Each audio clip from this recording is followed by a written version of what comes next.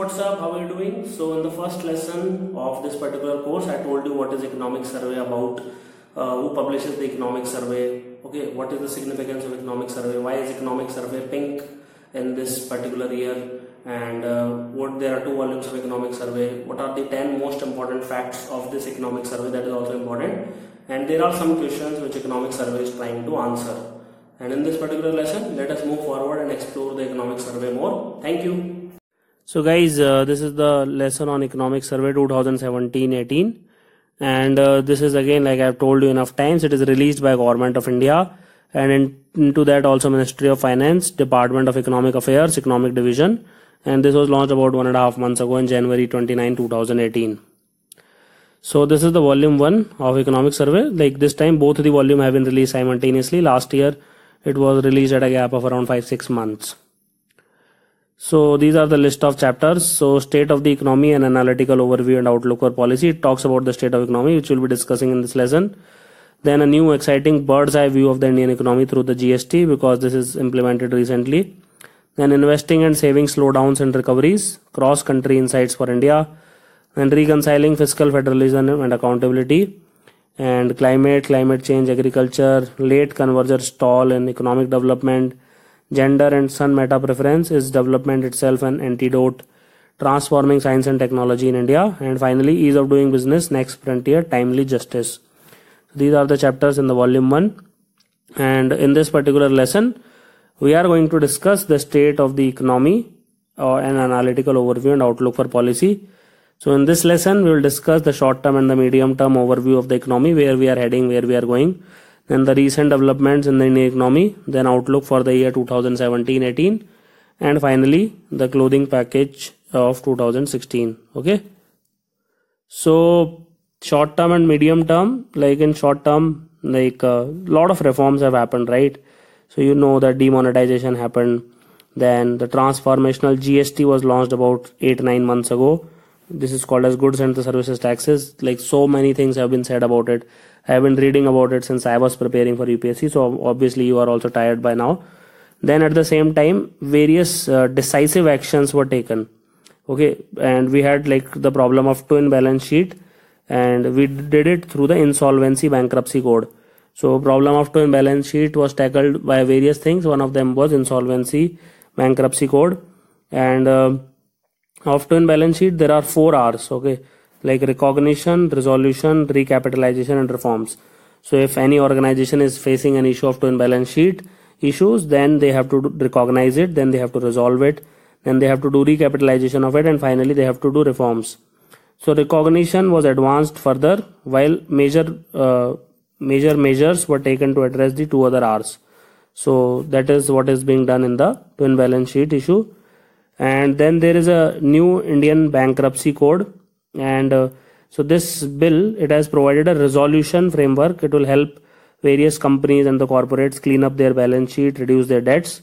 And there was another very important move. So government announced a large recapitalization package of more than 1% of the GDP, so that our public sector bank can be strengthened. So again, putting back capital into them.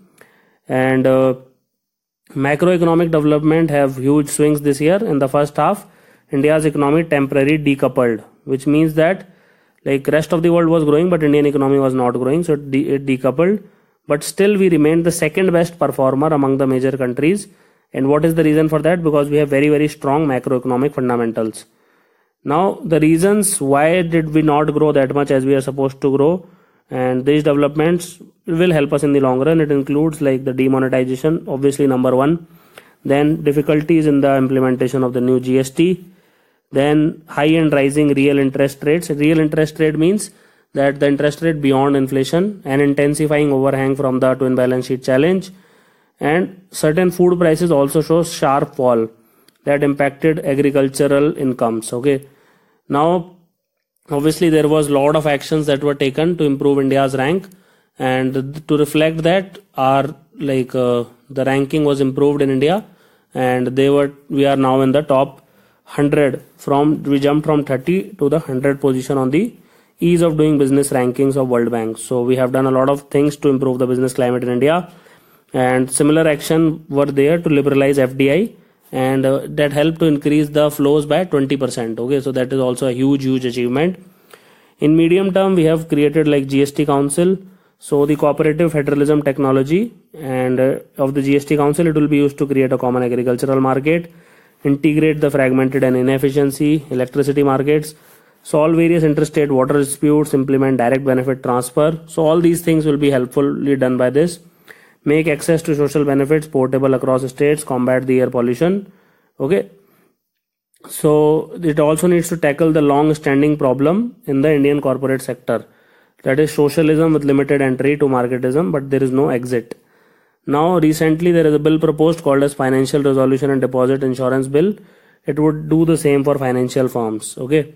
And government policy also wants to rationalize the government sources so that they are spent less on the subsidies and more towards the provision of the essential private goods, especially for the poor.